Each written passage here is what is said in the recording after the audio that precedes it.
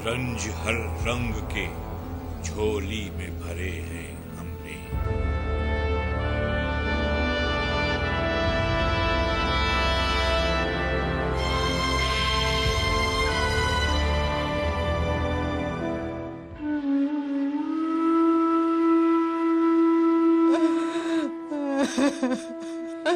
ए पुत्र मैनू नहीं भूलना है पुत्र मैनू।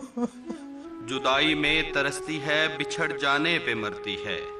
यकीनन ये हकीकत है, मोहब्बत माँ ही करती है। सरापा मुंतजर होकर दुआएं मांगने वाली, शबे फुरकत में उसके वास्ते आहें भी भरती है।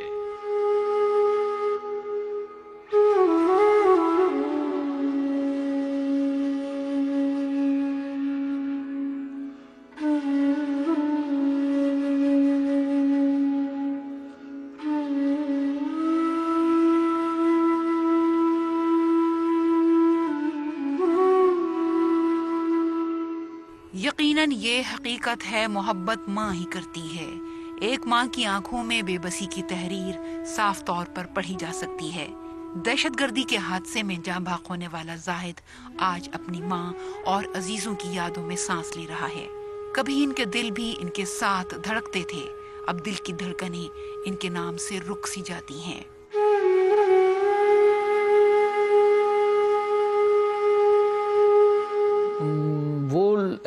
शख्सियत थी, उसमें वो निखारपन था जो हम देखते हैं कि हम में भी नहीं है और हमारे ख़ानदान के किसी फ़र्द में नहीं है।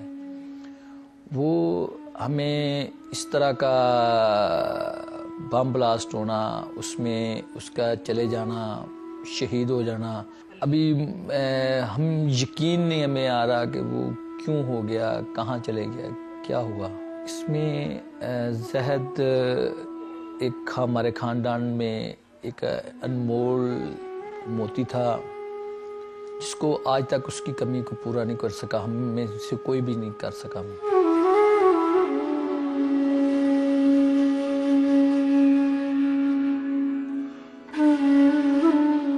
जाहिद शदीद जख्मी होने के बाद तकरीबन 14 दिन तक एक मकामी अस्पताल में जेर इलाज रहा।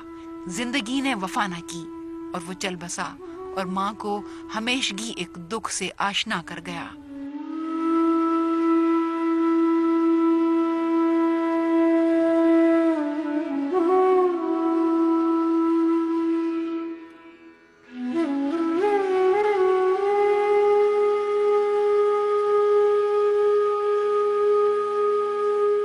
बहुत अच्छा मेरा बच्चा सी। डॉक्टर को जांदा सी, मैनू कहने लगे काला जकरान हो गया।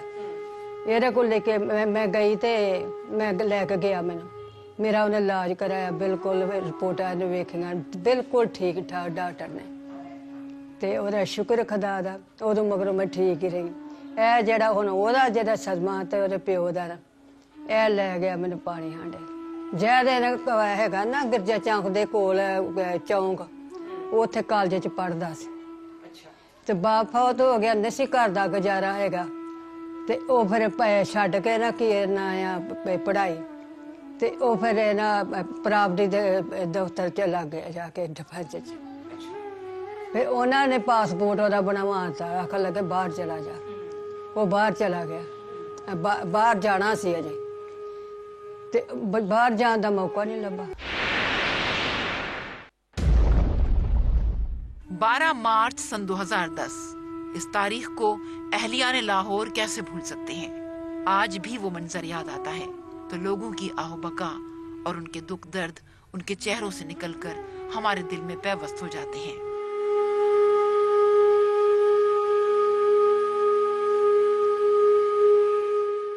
मार्च सन 2010 बरोज जुमा, जब लाहौर के इलाके आरे बाजार बस स्टॉप पर यके बाद दीगरे 2 बम धमाकों में 10 फौजी जवानों समेत 90 अफराद शहीद जबकि 150 से जायद जख्मी हो गए, जिनमें 12 एहलकार शामिल थे।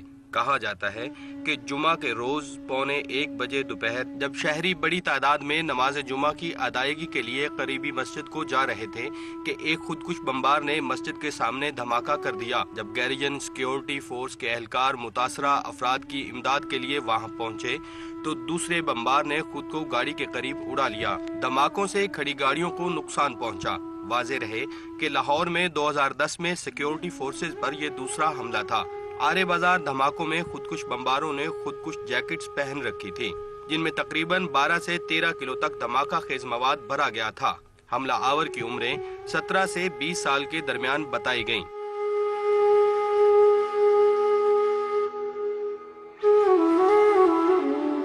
खुदा अगर सिर्फ इबादत के लिए इंसान को बनाता तो उसके लाखों करोड़ा फरिश्ते पहले थे, लेकिन इंसान की मेरे नज़दीक डेफिनेशन ये है कि इंसान के एहसासात को देखे, और अगर इंसान के एहसासात फीलिंग्स ख़त्म हो गई तो मैं समझता हूँ कि इंसानियत ख़त्म हो गई। देखने में जिस्मानी तौर पर तो ये इंसान जैसे हैं, लेकिन इनकी जो सोच और इनकी जो अंदर ख्यालात हैं, मैं समझता हूँ कि वो इंसानी एक जो म्यार है उस ग्राफ से बहुत नीचे आ गए हैं, जहाँ आकर हम ये नहीं कह सकते कि ये इंसान के जुमले में आते हैं, क्योंकि इनकी सोच इस कदर मनफी हो चुकी है कि जो सिर्फ अपने मकासद को लेकर चलते हैं, सामने खड़े हुए इंसान के जज्बात को, उनकी फीलिंग्स को लेकर नहीं चलते। किसी भी जगह पर ऐसा हमें कोई रेफरेंस नहीं मिलता जिसमें हमें ये बताया जाए कि इंसान को इंसान के कुछ कामों की वजह से कुछ इख्तलाफात तो हो सकते हैं, जो इंसान हैं उनके अंदर इख्तलाफ तो हो सकते हैं, लेकिन उसकी बुनियाद पे उनको कत्ल कर देना, उनकी जान बिल्कुल जानवरों की तरह उनके साथ सलूक करना, ये किसी भी हिस्से में हम नहीं देखते।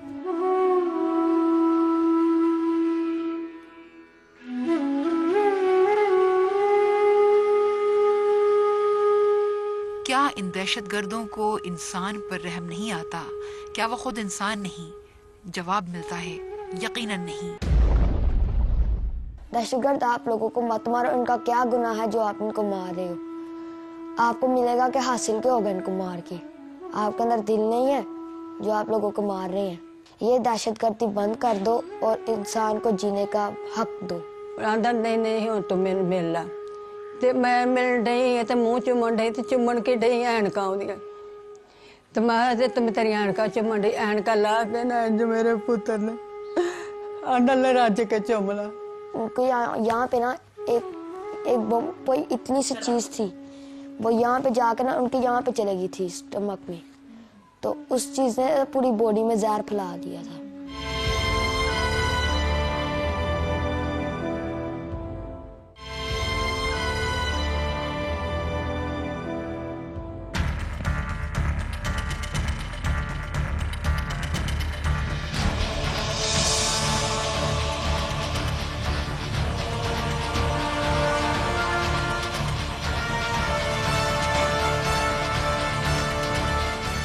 आर्य बाजार धमाके में जाँ बाक होने वाला जाहिद अभी उम्र के उस दौर में था कि ख्वाब उनकी आंखों में पल रहे थे, यानी आरिज़ हो गया सू में बुए नौजवानी, झील सी आंखों की गहराई में पानी, और बिलाशुबा तितलियों के रंग अभी तबीयत को बहुत बाते थे। हम जब भी उसको यहाँ मिलते या देखा, उससे राब्ता रहा, ताल्लुकात रहे, तो एक अच्छा शख्स था, अच्छा ताल्लुक था लोगों के साथ, रवैया अच्छा था। बस कोई ये सोच नहीं सकता था कि एक दिन घर से जाएगा और उसकी खबर वापसी की इस तरह मिलेगी कि वो शहीद हो गया। तो इस लिहाज से ये जो खला है, गैप है, ये रहेगा जब तक माँ है, ख़ानदान है।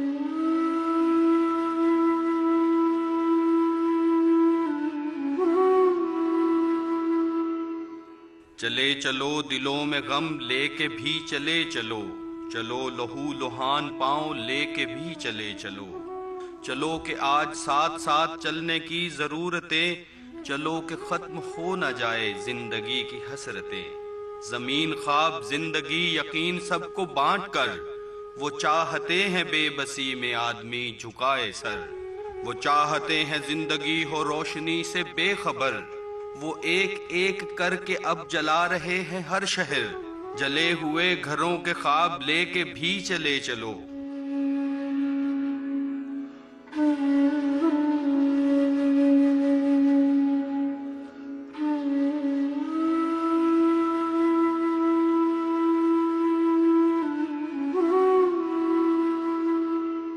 ਇਹ ਭਤੀਜੇ ਨੇ ਨਾ, ਇਹ ਛੋੜਾ ਜਿਹਾ ਸੀ, ਇਹਨੂੰ ਲੈ ਕੇ ਨਾ ਉਹਨੇ ਆਉਣਾ ਨਾ ਦਫ਼ਤਰਾਂ ਤੇ, ਇਹਨੇ ਆਖਣਾ ਚਾਚੂ ਮੇਰੇ ਲਈ ਕਾਰ ਲੈ ਕੇ ਆਵੀਂ।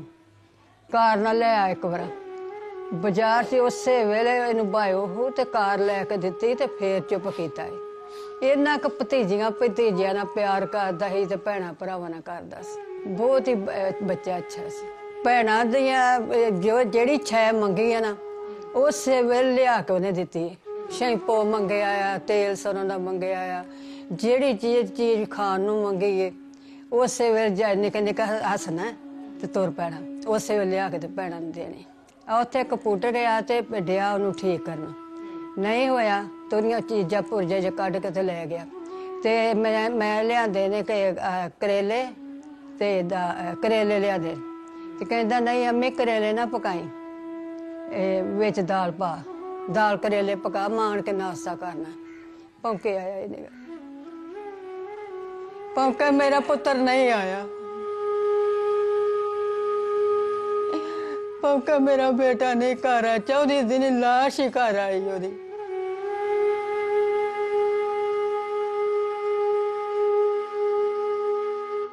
ਮੈਨੂੰ ਜਦੋਂ ਫੌਤ ਹੋਇਆ ਨਾ, ਪਹਿਲਾ ਜਿਹੜਾ ਦਿਹਾੜ ਆਉਂਦਾ ਵੱਡਾ ਦਿਨ, ਮੈਨੂੰ ਨਾ ਆਇਆ ਸੁਬਾਹ ਤੇ ਮਿਲਿਆ, ਕਹਿੰਦਾ ਨਾ ਇਹ ਅੰਮੀ ਰੋਇਆ ਨਾ ਘਰ। ਮੈਂ ਕਹਿੰਦਾ ਸੀ ਅੰਮੀ ਪਰੇਸ਼ਾਨ ਹੋਣੀ ਹੈ ਤੇ ਮੈਂ ਅੰਮੀ ਨੂੰ ਮਿਲ ਕੇ ਆਵਾਂ। ਤੇ ਮੈਂ ਕਹਿੰਦੀ ਹੈ, ਮੈਨੂੰ ਜੱਫੀ ਪਾ ਕੇ ਮਿਲਿਆ। ਫਿਰ ਇਹਨਾਂ ਚੁੱਕ ਤਾਂ ਕਰ ਕਰਕੇ ਤੇ ਇਹਨਾਂ ਨੂੰ ਮਿਲਣ ਡਿਆ, ਭਤੀਜਿਆਂ ਨੂੰ ਮਿਲ ਮੁੜ ਕੇ ਇਹਨਾਂ ਨੂੰ। ਤਾਂ ਮੈਨੂੰ ਕਹਿੰਦਾ ਮੈਨੂੰ ਮਿਲ ਲਵ। ਮੈਂ ਕਿਹਾ ਤੂੰ ਤੁਰਿਆ ਤੇ ਆਉਣ ਡਿਆ ਤੇ ਹੁਣ ਫੇਰ ਕਹਿੰਦਾ ਮਿਲ ਲਾ। ਤੇ ਇਹ ਨਾ ਆਂਦਾ ਨਹੀਂ ਹੁਣ ਤੂੰ ਮੈਨੂੰ ਮਿਲ ਲਾ।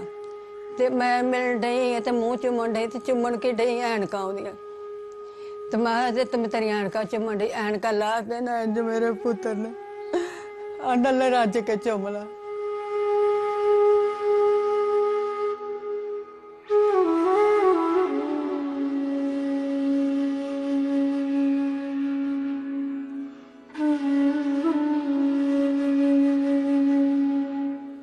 हमारा तब लास्ट पेपर था, तब वो हमारे पास से गुजरे थे जब वो जा रहे थे आर्य बाजार।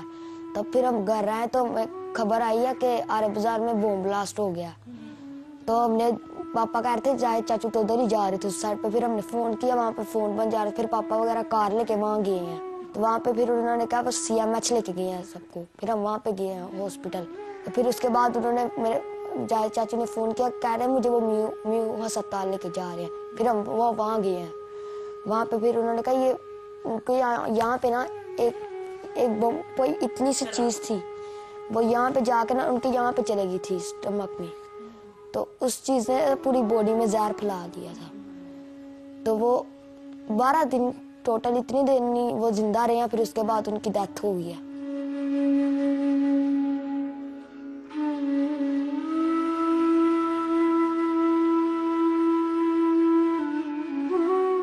आज हमारा मुआशरा तहजीब के करीनों से हटता चला जा रहा है। हम वहशतों की नजर हो रहे हैं। हमारे यहाँ इंतहा पसंदी की फसल जिस तेजी से परवान चढ़ रही है, ये लम्हा फिक्रिया है। देखते ही देखते चार सू दहशतगर्दी के घने जंगल उगाए हैं और इस इफरीत का लुक़्मा तर बनने वालों में बिला इम्तियाज बच्चे, बूढ़े, कानून नाफिज कर देने वाले इदारे सभी शामिल हैं। मुज़ाकरात के ज़रिए आप हुकूमत को बाबर कराएंगे हमारे ये मसले हैं, जो अगर नहीं करते तो इसमें जो मुझे बम ब्लास्ट में शहीद कर देंगे या मेरे जैसे और लोगों को जो बेकसूर हैं उनको शहीद कर देंगे, उसमें क्या उनको फ़ायदा पहुंचेगा। अब पता नहीं उनको जो पीछे मास्टरमाइंड हैं वो क्या उनको तरबियत दे रहे हैं कि आप बम ब्लास्ट करेंगे तो आपको आगे जन्नत में पता नहीं क्या क्या चीज़ें उनको ऑफर करा रहे हैं। वो ये समझ रहे हैं कि मैं शहीद हो रहा हूँ, लेकिन उसको ये नहीं पता कि जो नमाज पढ़ रहे हैं चर्च में, पेशावर चर्च में जो लोग इबादत कर रहे थे, उनको जब उन्होंने शहीद कर दिया, उधर बम ब्लास्ट कर दिया, तो शहीद वो हुए जो इबादत कर रहे हैं या कि आप शहीद?